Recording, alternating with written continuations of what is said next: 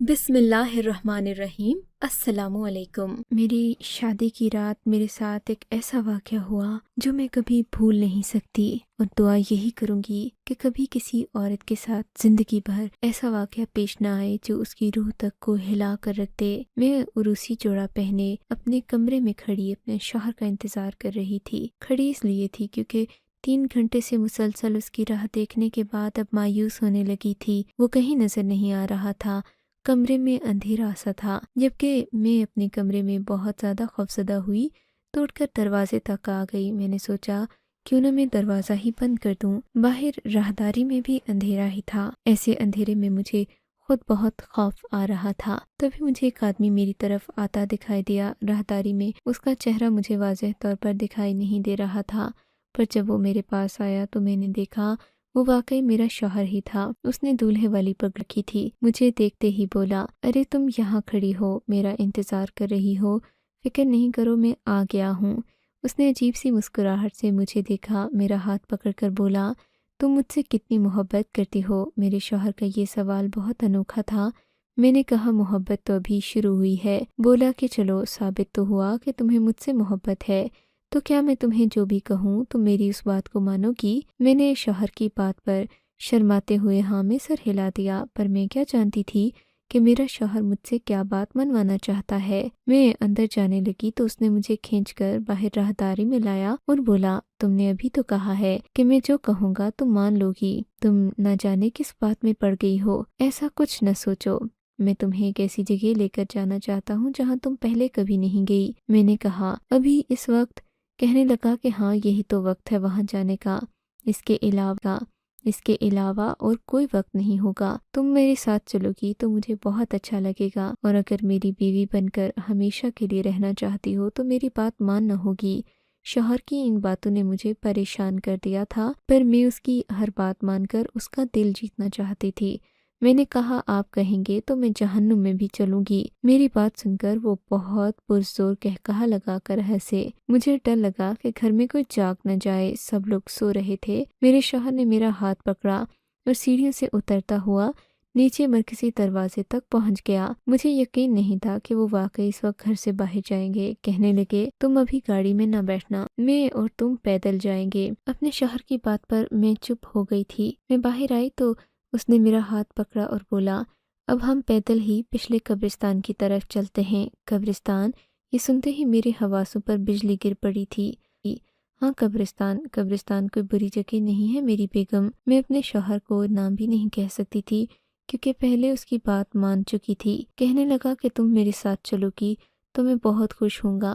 خیر سے مجھے ابھی نہ جانے کیوں لگ رہا تھا کہ جیسے میرا شوہر مجھ سے مذاق کر رہا ہو۔ بھلا شادی کی پہلی رات اپنی دلہن کو قبرستان میں کون لے کر جاتا ہے؟ پر تھوڑی ہی دیر میں ہم قبرستان کے دروازے پر کھڑے تھے۔ مجھے اندر جانا بہت عجیب لگ رہا تھا۔ میں نے اپنے شوہر سے کہا کہ ہمیں واپس جانا چاہیے۔ بولا کہ نہیں، آج تو تمہیں یہاں بٹھا کر کچھ باتیں بتانی ہیں۔ میں اپنے شوہر کو پاگل سمجھ رہی تھی۔ اس نے قبرستان کا دروازہ نہ جانے کیسے کھولا، مجھے لے کر اندر آ گیا اور بولا، دیکھو یہ قبرستان ہے، تمہیں اس سے ڈرنے کی بالکل بھی ضرورت نہیں۔ میں نے کہا تم مجھے یہاں کیوں لائے ہو؟ اب مجھے غصہ آ رہا تھا، ڈر بھی لگ رہا تھا، اس لیے اپنے شوہر سے سختی سے بات نہیں کر رہی تھی کہ وہ مجھے یہاں چھوڑ کر چلا گیا تو میں کیا کروں گی؟ میں تو مر جاؤں گی۔ ایک اجنبی شخص سے میری شادی ہوئی تھی، اس پر بھروسہ کرنا اتنا آسان بھی نہیں تھا۔ میری بات پر اس نے مجھے کہا، تم تھوڑا آگے آؤ تو میں تمہیں ساری بات بتاؤں گا۔ میں نے دیکھا ایک قبر تھی جس کے اوپر سے مٹی وغیرہ ہٹی ہوئی تھی۔ یہ دیکھ کر میں مارے خوف کے کانپنے لگی۔ میرا شوہر بولا کہ یہ قبر آج ہی بنائی گئی ہے، اس میں ایک مردہ دفن ہے، پر اس پہ کفن ہے، اور ہم نے اسی کفن کو چرا کر آگے جا کر بیچنا ہوگا۔ اس سے ہماری روزی روٹی چلے گی اور ہم اتنے امیر ہو جائیں گے کہ تم سوچ بھی نہیں سکتی۔ اپنے شوہر کی بات سن کر میں نے اپنا سر پیٹ لیا۔ علی آپ بھی کتنے بھولے ہیں، کفن مردوں سے چرانے کی کیا ضرورت ہے؟ ہم سستا لے کر بھی تو مہنگا بیچ سکتے ہیں، اور ویسے بھی کوئی ہم سے کفن کیوں لے گا؟ اور کفن اتنا مہنگا نہیں ہوتا کہ ہم اس کے لیے اتنی تکلیف کریں، اپنی جان کو خطرے میں ڈالیں اور یہاں تک آئیں۔ میری بات سن کر تم یہ نہیں جانتی کہ مردوں کے کفن میں کیا خاص بات ہوتی ہے؟ وہ مہنگے بکتے ہیں، عام کفن کی طرح نہیں ہوتے۔ میں نے پوچھا کہ ایسا کیوں؟ تو کہنے لگے کہ مردوں کے کفن زیادہ تر جادوگروں کو بیچے جاتے ہیں۔ جادوگر بدلے میں انسان کو مالا مال کر دیتے ہیں، اتنی دولت دے دیتے ہیں کہ انسان کی نسلیں بیٹھ کر کھائیں۔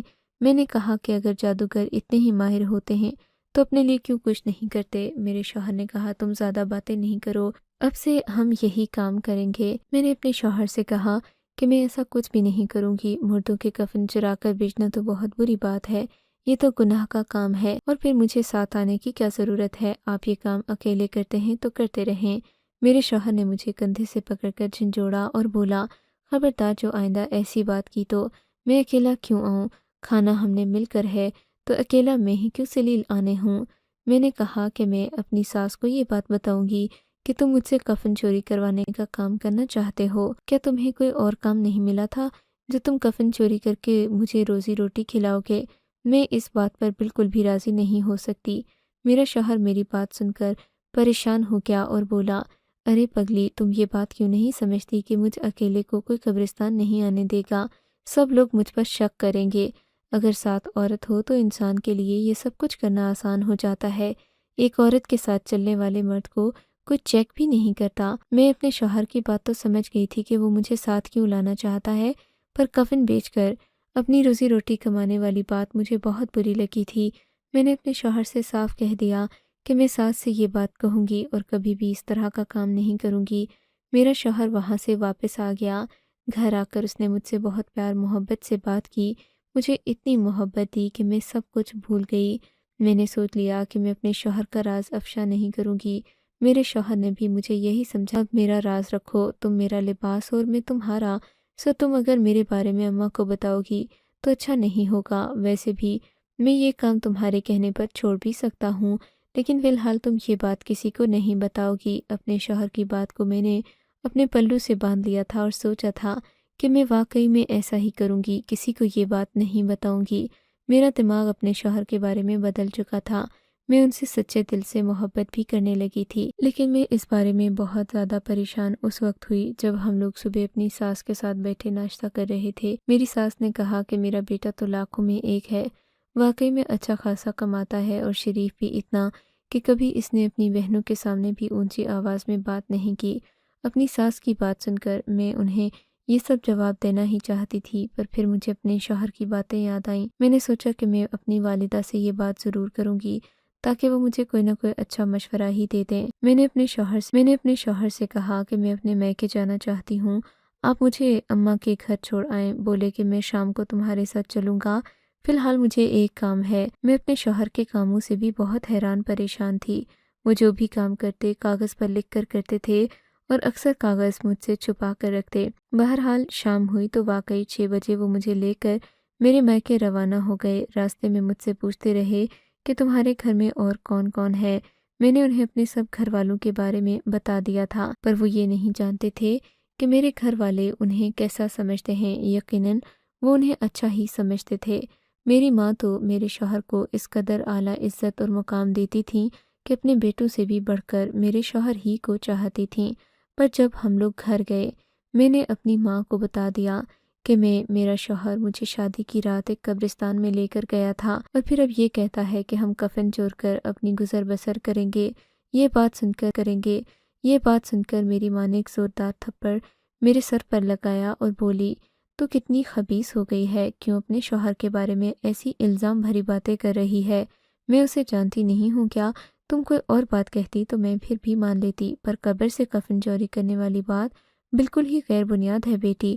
اپنے شوہر پر الزام لگانے سے پہلے تم یہ تو سوچ لیتی کہ وہ کتنا نمازی پرہیزی انسان ہے، ایسے نمازی شخص پر الزام لگانا بھی گناہ ہے۔ میں اپنی اماں کی باتیں سن کر پریشان ہو گئی۔ میں نے کہا اماں تم مجھ پر یقین نہیں کر رہی، پر میرا شوہر ایسا ہی کرتا ہے، اس کا یہ کہنا ہے کہ کفن بیچ کر ہم لاکھوں کے مالک بن جائیں گے۔ اماں نے بھی وہی بات کی جو میں نے کی تھی، بولی کہ بیٹا کفن تو 100-200 روپے کا بکتا ہے، وہ مردوں کے کفن چوری کر کے کیا کرے گا بھلا؟ میں اچھی طرح جانتی ہوں شادی سے پہلے تمہیں حماد پسند تھا، تم ابھی بھی اسی کے خواب دیکھ رہی ہو، پر یہ بات مت بھولو کہ یہ لڑکا تمہیں کبھی طلاق نہیں دے گا، اس لیے اس کے ساتھ یہ ہماری بھی عزت کرتا ہے اور زندگی بھر تمہارا خیال رکھے گا۔ میں اماں کی باتیں سن کر ہکی بکی رہ گئی تھی، کیونکہ میرے پاس اب اور کوئی جواب نہیں تھا۔ اماں نے تو صاف کہہ دیا تھا کہ وہ مجھ پر یقین ہی نہیں کرتی، اس کا مطلب یہی ہوا کہ میں اب اماں سے مزید اس بارے میں کوئی بات نہیں کروں۔ میں جب واپس اپنے گھر آئی تو میرا حالت بہت بری تھی۔ میں نے اپنے شوہر سے اس بات کا ذکر نہیں کیا تھا کہ اماں نے مجھے کیا کہا، پر اب میں رضامند ہو گئی تھی۔ شاید یہ اماں سے انتقام لینے کا ایک دوسرا طریقہ تھا کہ میں اپنی ماں سے ناراض ہو کر اپنے شوہر کا ساتھ دے رہی تھی۔ میں نے انہیں صاف صاف کہہ دیا کہ اب آپ جو بھی کام کریں گے آپ بھلے اس میں مجھے بھی شامل کریں، کوئی اعتراض نہیں۔ میرا شوہر میری بات سن کر بہت خوش ہوا، بولا کہ بس پھر ٹھیک ہے، آج رات ہی ہم چلیں گے، لیکن آج تم نے عروسی جوڑا ہی پہنے رکھنا ہے۔ میں اپنے شوہر کی یہ بات سن کر حیران ہو گئی۔ میں نے کہا کہ میں قبرستان میں جانے کے لیے عروسی جوڑا کیوں پہنوں؟ بولے کہ وہاں پر جو بھی لوگ آتے ہیں وہ سرخ لباس دیکھ کر ہی انسان کی اہمیت کا اندازہ لگاتے ہیں۔ سرخ لباس عموماً انسان عورتوں کے پاس نہیں ہوتا۔ اگر کسی عورت نے رات کے اس پہر دلہن والا لباس پہنا ہو تو لوگ اس سے ویسے ہی ڈرتے ہیں۔ انہیں لگتا ہے کہ جیسے دلہن کے روپ میں کوئی چڑیل آ گئی ہو، کیونکہ کوئی بھی دلہن رات کے 12 بجے گھر سے باہر نہیں نکلے گی۔ اپنے شوہر کی ذہانت دیکھ کر میں چپ ہو گئی تھی۔ میں جان گئی تھی کہ میرا شوہر واقعی میں بہت چالاک ہے، وہ کچھ نہ کچھ کر کے ہی رہے گا، سو مجھے معیشت کی فکر نہیں تھی۔ پر میں یہ نہیں جانتی تھی کہ میرا شوہر اتنا گھٹیا کام کرے گا۔ پہلے پہل مجھے بھی اس بات کی شدت کا اندازہ نہیں ہوا تھا، پر اب لگنے لگا تھا کہ یہ کتنا برا، غلیظ اور گناہ والا کام ہے۔ لیکن میں عروسی جوڑا پہن کر شوہر کے ساتھ گھر سے نکلی تو میرا دل عجیب سے خوف اور اندیشوں میں گھرا ہوا تھا جیسے میرا شوہر میری قبر کھودنے جا رہا ہو۔ میں نے اپنے شوہر سے کہا کہ ہم واپس کب آئیں گے، تو بولا کہ آج ہمارا کام لمبا ہوگا، اس لیے ہمیں دیر بھی لگ سکتی ہے۔ یہ سن کر میرا دل اور بجھ گیا۔ مجھے سخت نیند بھی آ رہی تھی۔ رات کے اس پہر بھلا کوئی انسان جاگتا ہے؟ میرے شوہر نے کہا کہ تم بالکل بھی ڈرنا مت، پر اعتماد ہو کر کھڑی رہو، ہم کسی کی کوئی چوری نہیں کر رہے، ہم جس کا چوری کر رہے ہیں وہ تو مر چکا ہے، ہمیں کچھ نہیں کہہ سکتا، تو پھر کسی کی کیا مجال کہ وہ ہمیں کوئی بات کہے۔ میں اپنے شوہر کی بات پر عمل کر کے دور کھڑی ہو گئی۔ ہم لوگ قبرستان پہنچ گئے تھے۔ میرے شوہر نے مجھے پہرا دینے کے لیے باہر کھڑا کیا ہوا تھا۔ میں اس لیے کھڑی تھی کہ کوئی آ نہ جائے، اور اگر کوئی آئے تو اسے خود کو چڑیل ظاہر کر کے یہاں سے بھگا دوں۔ یہ کام بہت مشکل تھا۔ میں جانتی تھی کوئی آ گیا تو میں کچھ بھی نہیں کر سکوں گی، پر اپنے شوہر کی دی ہوئی ہدایات پر عمل کرتے ہوئے میں وہیں پر کھڑی تھی۔ یہاں نے وہ کفن اس قبر سے چوری کر لیا۔ میرا دل زور زور سے دھڑک رہا تھا۔ رات کے اس پہر قبرستان بہت ہولناک لگ رہا تھا۔ ہم لوگ وہاں سے کفن چوری کرنے کے بعد نکلے۔ میں نے اپنے شوہر سے کہا آپ کیا کریں گے؟ بولا کہ کرنا کیا ہے، یہ کفن کرامت بابا کو جا کر بیچنا ہے۔ کرامت بابا کون ہے؟ میں نے حیرت سے پوچھا۔ وہ ایک فقیر ہے، جادو کرتا ہے اور اس کو ہر مہینے کفن چاہیے ہوتا ہے۔ وہ ہمیں کیا دے گا؟ میں نے پوچھا تو میرے شوہر نے کہا یہ وہاں جا کر ہی پتہ چلے گا، وہ ہمیں بہت کچھ اچھا دے گا۔ میں نے اپنے شوہر کی بات مان لی اور یوں ہم لوگ وہیں سے کرامت بابا کے پاس چلے گئے۔ کرامت بابا کی جھونپڑی یہاں سے تقریباً کافی زیادہ دور تھی۔ مختلف گلیوں سے ہوتے ہوئے ہم ایک کمرے کے دروازے پر پہنچے۔ ہم نے دروازے پر دستک دی تو ایک آدمی نے دروازہ کھولا۔ یہ آدمی ادھیڑ عمر کا تھا۔ میں حیران تھی کہ میرا شوہر مجھے کن لوگوں کے دروازوں پر گھما رہا ہے کہ وہ اپنی جوان اور نئی نویلی دلہن کو لے کر لوگوں کے آستانوں پر پھر رہا تھا۔ اس آدمی نے مجھے عجیب سی نظر سے دیکھا اور پھر بولا کہ اندر آ جاؤ۔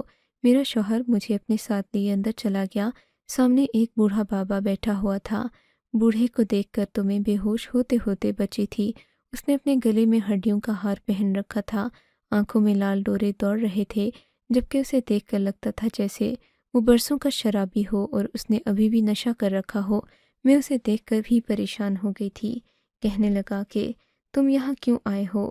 میں نے تمہیں 1000 بار کہا کہ میرے ساتھ جب بھی آؤ، میرے سامنے آؤ تو میری مراد پوری کر کے آنا، ورنہ میں تمہاری کوئی بات نہیں مانوں گا۔ میرے شوہر نے بابے کے سامنے جھکتے ہوئے کہا بابا آج میں تمہاری پسندیدہ چیز لایا ہوں، تم کہتے تھے کہ میں تمہارا کوئی کام نہیں کرتا، دیکھو آج تمہارا مرید تمہارے لیے کیا لایا۔ یہ کہہ کر میرے شوہر نے وہ کفن اس بوڑھے کے سامنے پیش کر دیا۔ بوڑھا کفن کو دیکھتے ہی خوش ہو گیا اور بولا شاباش میرے شیر، تم نے تو میرا بہت بڑا کام کر دیا۔ پھر اس نے میری طرف دیکھتے ہوئے کہا یہ کون ہے؟ اس کی نظروں میں عجیب سی غلاظت تھی جو میں نے ایک لمحے میں ہی محسوس کر لی تھی۔ یہ میری بیوی ہے، یہ بھی آپ کی مرید ہے، سلام کرو سائرہ۔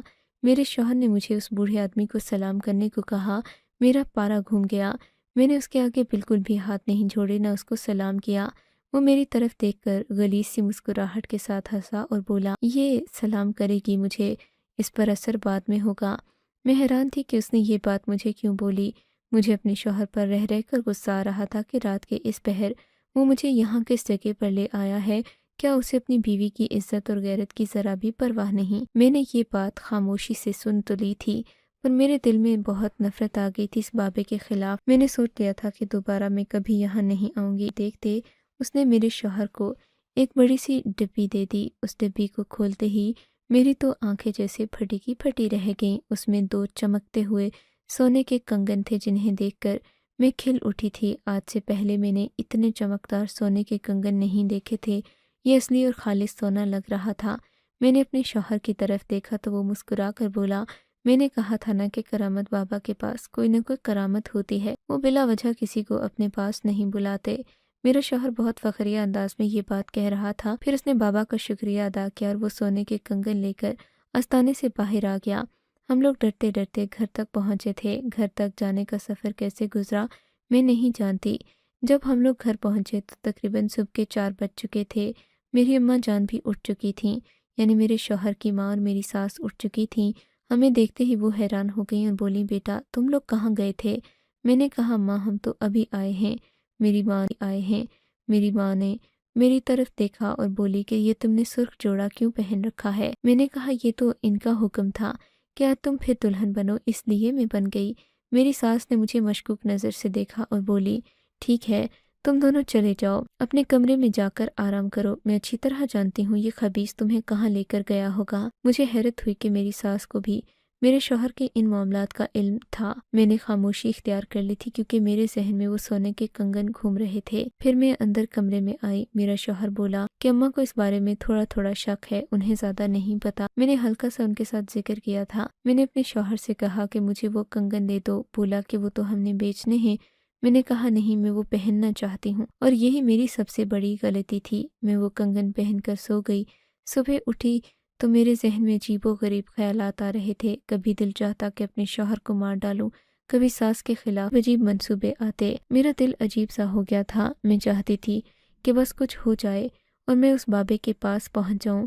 پھر مجھے اپنے شوہر سے نفرت سی محسوس ہونے لگی۔ اگلے 2-3 دن میرے لیے تباہی کا باعث تھے۔ میں اپنے شوہر کے پاس بھی نہ جاتی، نہ اسے اپنے قریب آنے دیتی۔ اسے کہتی، مجھے بابا کے پاس لے کر جاؤ۔ حیران تھا، یہ بات صاف سمجھ گیا تھا کہ اس بابا نے ہی مجھ پر کوئی عمل کیا ہے۔ اس وقت میرے ذہن میں آیا کہ میں یہ چوڑیاں اتار دوں تو شاید میری یہ کیفیت بھی ختم ہو جائے، اور ایسا ہی ہوا۔ پھر وہ چوڑیاں اتارنے کی دیر تھی کہ میری وہ کیفیت ختم ہو گئی۔ پر پھر یہ اتنا آسان نہیں تھا۔ نماز روزے کی پابندی کرنا پڑی اور کئی عملیات کرنے کے بعد میری اس بوڑھے کے خیالوں سے جان چھوٹی، اور میں اس بات پر قائل ہو گئی کہ اب میری زندگی آزادانہ ہی گزرے گی۔ پر یہ واقعہ ہو جانے کے بعد میرے شوہر نے بھی اس کام سے توبہ کر لی اور بولا کہ آئندہ ہم عزت کی روزی کمائیں گے، کبھی بھی ایسا کوئی کام نہیں کریں گے جس سے ہمیں شرمندگی ہو۔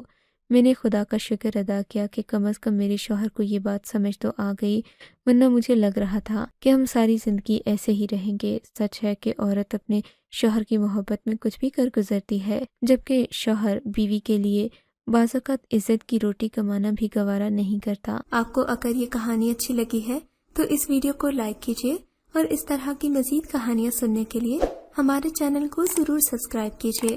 کہانی سننے کا شکریہ۔ آپ سے ملاقات ہوگی اگلی ویڈیو میں، تب تک کے لیے اللہ حافظ۔